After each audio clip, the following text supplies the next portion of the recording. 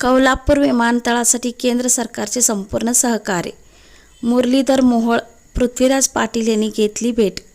सांगली कौलापूर येथील विमानतळाबाबत महाराष्ट्र सरकार सकारात्मक आहे आणि त्याला केंद्रीय नागरी उड्डाण मंत्रालयाकडून संपूर्णपणे सहकार्य केले जाईल अशी ग्वाही केंद्रीय राज्यमंत्री मुरलीधर मोहोळ यांनी दिली. भाजपा नेते पृथ्वीराज पाटील यांनी श्री मोहोळ यांची भेट घेऊन कौलापूर विमानतळाबाबत चर्चा केली आहे. या प्रस्तावासाठी पालकमंत्री चंद्रकांत दादा पाटील हे ताकदीने प्रयत्न करत आहेत आणि मुख्यमंत्री देवेंद्र फडणवीस यांनी महापालिका निवडणुकीत त्याची घोषणा केली आहे.